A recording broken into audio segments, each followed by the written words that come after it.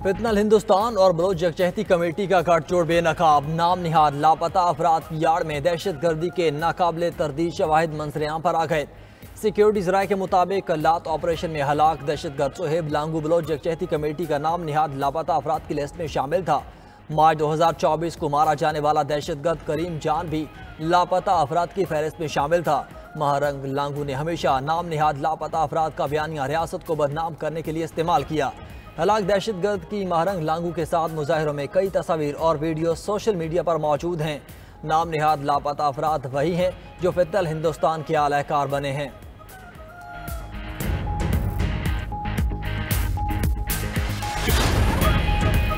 भारतीय लोकसभा के रुकन अमरिंदर सिंह राजा ने भी पाक भारत जंग के दौरान राफेल तैयारा गिरने की तस्दीक कर दी।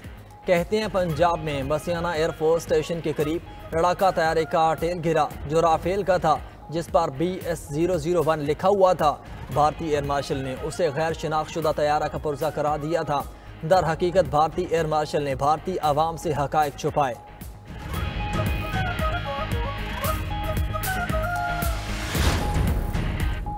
भारतीय हुकूमत को सिफारती सतह पर एक और झटका। आलमी सतह पर खालिस्तान तहरीक को चलने की कोशिशें नाकाम।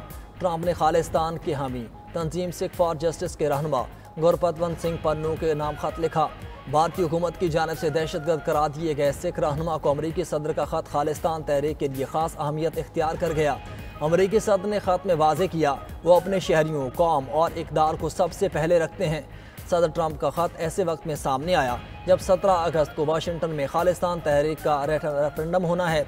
अक़वाम मुत्तहिदा समेत कई बैनुल अक़वामी इदारों ने भारत के मौक़िफ़ को मुकम्मल तौर पर तस्लीम नहीं किया। वज़ीर-ए-आज़म शहबाज शरीफ से किर्गिस्तान काबीना के डिप्टी चेयरमैन की क़यादत में वफ़द की मुलाकात। शहबाज शरीफ ने तिजारत, तवानाई, रवाबित और अवामी तबादलों को अहम कदम करार दिया। दोनों ममालिक के दरमियान मुतअद्दिद यादाश्तों पर दस्तखत को सराहा। मुआहिदे को ठोस नताइज में तब्दील करने की अहमियत पर जोर।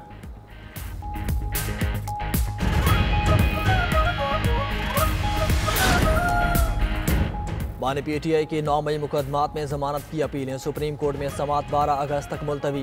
दौरान समात सलमान अकम राजा ने इस्तदा की कि बानी PTI के वकील सलमान सफदर की इल्तिवा की दरख्वास्त है। अदालत अगले हफ्ते की तारीख देकर नोटिस जारी कर दे। 2 रुकनी बेंच ने अगले हफ्ते की तारीख देने की दरख्वास्त मुस्तरद कर दी। समात के बाद अपीलें सुनने वाला बेंच तब्दील 12 अगस्त को चीफ जस्टिस याहिया अफरीदी की सरबराही में जस्टिस शफी सिद्दीकी और जस्टिस मियां गुल हसन औरंगजेब पर मुश्तमिल बेंच समात करेगा।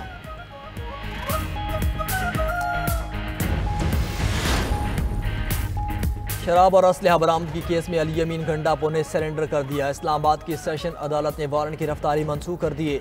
मीडिया से गुफ्तगू में वज़ीर आला KP बोले कि झूठे और मनगढ़ंत केसेस हम पहले से भुगत रहे हैं। नाअहलियों और गिरफ्तारियों से हौसले कम नहीं होंगे। 5 अगस्त को पूरे मुल्क से लोग निकलेंगे। उधर अडयाला जेल के बाहर गुफ्तगू करते हुए सलमान अकम राजा ने कहा 5 अगस्त के एहतजाज के हवाले से बानी के हुक्म पर तहरीक के तहफ़्फ़ुज़ आइन के साथ मुशावरत जारी है। उम्मीद है मिलकर लाहे अमल बनाएंगे। अलीमा खान का कहना था हुकूमत को कोई फिक्र नहीं कि मुल्क में क्या हो रहा है, उनको सिर्फ PTI की पड़ी है। जो आवाज़ उठाता है नाअहल कर दिया जाता है।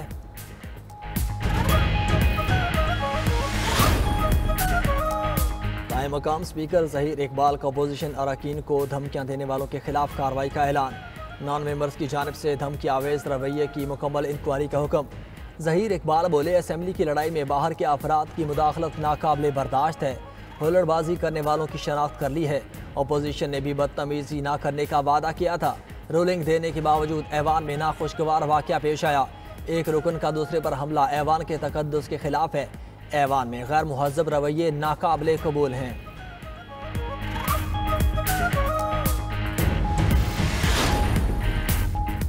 पंजाब असेंबली में हंगामा आरई पर अपोजिशन के 2 अरकान की मुअत्तली। अपोजिशन का आज इजलास में शिरकत ना करने का फैसला। असेंबली के बाहर अपना इजलास सजा लिया। अपोजिशन ने स्पीकर पंजाब असेंबली के सामने 4 मुतालबात भी रख दिए। नाक़िस इंतजामात पर असेंबली सिक्योरिटी इंचार्ज के खिलाफ कार्रवाई का मुतालबा। मियाँ एजाज शफी का कहना है हुकूमत ऐवान का माहौल खुद बेहतर नहीं करना चाहती। बदतमीजी करने वाले हुकूमती रुकन को भी मुअत्तल किया जाए।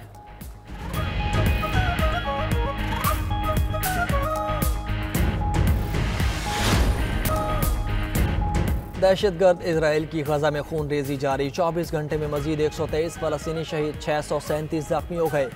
इजरायली फौज ने इमदाद के मुंतजर 19 अफराद को भी फायरिंग करके शहीद कर दिया।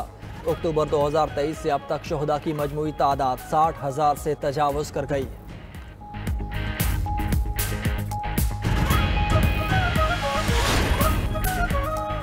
मुनशियात बरामदगी केस में पेशी के बाद अदालत ने IG सिंध को रोक लिया। मुख्तलिफ मकामात में तहकीकात, मुकदमात के इंदराज और पुलिस के रवैये पर इजहार तशवीश। जस्टिस जुल्फ़िकार सांगी ने रिमार्क्स दिए, पुलिस जिस तरह काम कर रही है कैसे इंसाफ फराहम करेंगे, हालत देखकर दुख होता है। तफ्तीशी अफसरान को ट्रेनिंग दें, ऐसा कब तक चलेगा। IG सिंध ने कहा, लॉ अफसरान, प्रोसिक्यूटर्स और मेडिको लीगल की ट्रेनिंग का अमल जारी है, बेहतरी आएगी।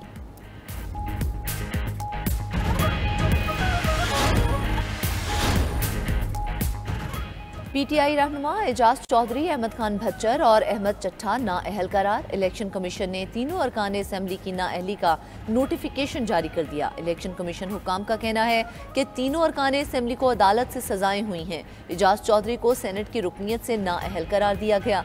इलेक्शन कमीशन ने तीनों नशिस्तें खाली करार दे दी। उधर सरगोदा की इंसदादी दहशतगर्दी अदालत में 9 मई से मुतल्लिक केस की समाअत आज फिर होगी। अदालत ने उमर अयूब, अहमद खान भच्चर समेत 57 मुल्जिमान को गिरफ्तार करके पेश करने का हुक्म दे रखा है।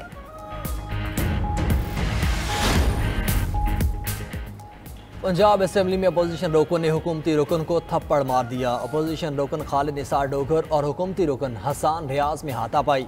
दोनों अराकीन एक दूसरे पर आवाजें कसने के बाद लड़ पड़े। सूबाई वजीर कानून सोहेब भर्त, आशिक करमानी, मोइन कुरैशी बीच बचाव करवाने की कोशिश करते रहे। कायम मकाम स्पीकर ने लड़ाई के बायस इजलास 5 मिनट के लिए मुलतवी करके हुकूमती और अपोजिशन अराकीन को अपने चैम्बर में बुला लिया। फरीकैन ने अपने अपने मौक़िफ़ कायम मकाम स्पीकर ज़हीर इकबाल चनड़ के सामने पेश किए। कायम मकाम स्पीकर ने खालिद निसार डोगर को 15 इजलासों के लिए मुअत्तल कर दिया। अपोजिशन रुकन शेख इम्तियाज़ भी 15 इजलासों के लिए मुअत्तल। अपोजिशन अराकीन की नारेबाजी, ऐवान से वॉकआउट। गजा में गजाई किल्लत पर शहीद फलस्तीनियों की तादाद 147 हो गई। भूख और प्यास से सिसक कर मजीद 14 अफराद दम तोड़ गए। इसराइली फौज की खुराक के मुंतजिर फलस्तीनियों पर फायरिंग से 23 अफराद शहीद। 24 घंटे में 77 फलस्तीनियों को शहीद किया गया। दूध और खुराक की किल्लत के शिकार 5000 बच्चे अस्पताल दाखिल। 73 बच्चों को तशवीशनाक हालत में अस्पताल लाया गया। फलस्तीनी हुक्काम का कहना है कि खुराक न मिलने से हजारों बच्चे मौत का शिकार हो सकते हैं। गजा में सूरत हाल बहुत ख़राब है। अमरीका गजा में फूड सेंटर्स कायम करने जा रहा है। अमरीकी सदर ट्रंप का ऐलान। स्कॉटलैंड में बरतानवी वज़ीर आज़म के साथ मीडिया से गुफ्तगू में कहा कि खुराक की तकसीम के मराकज़ बगैर किसी पाबंदी खुले रहेंगे। उम्मीद है गजा में ज़रूरतमंदों तक खाना पहुँच जाएगा। गजा में इमदादी सामान की तकसीम का जिम्मेदार इसराइल है। यह हकीकत है कि गजा में कहत की सूरत हाल है। गजा में जल्द खुराक पहुँचाना चाहते हैं। हमास के साथ डील करना बहुत मुश्किल है। ईरान का हमास को हिदायत देना अच्छी बात नहीं। अमरीकी सदर ने मजीद कहा कि ईरान के एटमी प्रोग्राम पर मनफी इशारे मिले हैं। ईरान ने दोबारा एटमी प्रोग्राम शुरू किया तो ख़त्म कर देंगे। इस मौके पर बरतानी वज़ीर आज़म सर केयर स्टारमर बोले, गजा में भूख के शिकार बच्चों की तस्वीर दर्दनाक हैं। इसराइल इमदादी ट्रक्स को गजा में दाखिल होने की इजाज़त दे। हम गजा में जंग बंदी तक पहुँचना चाहते हैं। गजा में जंग बंदी के लिए दीगर ममालिक को मुतहरिक करना होगा। हमास मुस्तकबिल में किसी फ़लस्तीनी हुकूमत का हिस्सा नहीं होगी।